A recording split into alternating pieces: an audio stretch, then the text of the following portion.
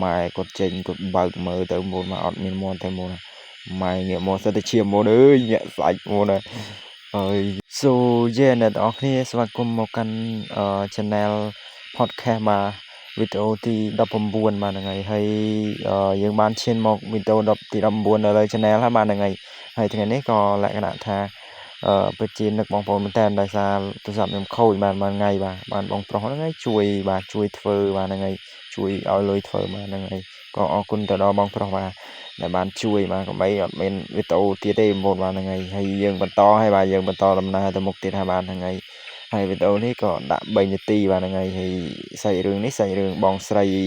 លក្ខណៈបងស្រីអញ្ចឹងហ្នឹងហើយបងប្អូននៅលើមើលនៅលើ page ក៏ដឹងហើយហ្នឹងហើយរឿងបងស្រីបើរឿងនៅជាដែនបងប្អូនហ្នឹងហើយលក្ខណៈថាឥឡូវយើងកុំឲ្យទៅប៉ែឡើយយើងចូលដល់សាច់រឿងហ្មងហើយវីដេអូនៅ YouTube ហ្នឹងมันមានដាក់ sound ទេហ្នឹងហើយលើសលេងតិចតួចហ្នឹង sound ធម្មជាតិហ្មងបាទដើម្បីវាចូលមួយនឹងធាតុអាកាសរបស់យើងបាទហ្នឹងហើយវាព្រួយអញ្ចឹងបងប្អូនបាទហ្នឹងហើយយើងក៏ចាំយូរបាទហ្នឹងហើយយើងទៅទស្សនាវីដេអូទាំងអស់គ្នាហ្នឹងហើយថ្ងៃមួយលក្ខណៈថាផ្ទុះព្រោះសង្គ្រាមអញ្ចឹងបងប្អូនបាទហ្នឹងហើយផ្ទុះសង្គ្រាមដំបូងហ្នឹងហើយបងប្អូនបាទហ្នឹងហើយក៏បងស្រីគាត់នៅជាដែនអញ្ចឹងគាត់នៅខេត្តបន្ទាយមានជ័យបងប្អូនបាទហ្នឹងហើយបន្ទាយមានជ័យហ្នឹងហើយក៏លក្ខណៈថាពេ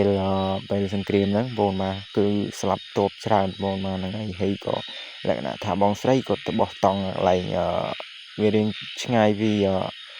កន្លែងគេបាញ់គ្នាដែរហ្នឹងបងប្អូនបាទហ្នឹងហើយក៏លក្ខណៈថាគាត់បោះតង់ពេលយប់អញ្ចឹងបងបាទហ្នឹងហើយគាត់បោះតង់ដេកមួយយប់បាទហ្នឹងហើយពាក់កណ្ដាលយប់ហ្នឹងបងបាទមានរឿងអីបងបាទហ្នឹងហើយចាំខ្ញុំប្រាប់បងបាទហើយលក្ខណៈថាគាត់លឺសលេងលក្ខណៈថាមើលប្រុសយើងហៅថាបងអើយជួយផងបងអើយជួយផងនិយាយថាបងជួយផងបងអូនឈឺណាស់បងអើយជួយផង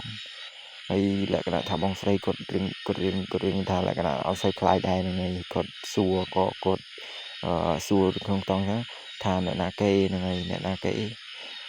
ហៅខ្ញុំអញ្ចឹងណាបងប្អូនហ្នឹងហើយលក្ខណៈថាម៉ែគាត់ចេញគាត់បើកមើលទៅបងប្អូនមកអត់មានមន់តែមុន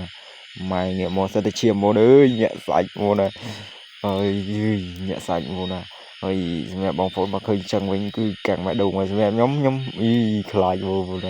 ហ្នឹងហើយឥឡូវយើងកំពុងតែរកធាតុអាកាសថតឲ្យវាល្ងិតឲ្យវាមើលទៅឈៀលខ្លាំងបងប្អូនបងប្អូនគឺអែមមែនទែនបាទហើយបងប្អូនជួយឧបត្ថម្ភអាចឧបត្ថម្ភបានហ្នឹងហើយកងនៅ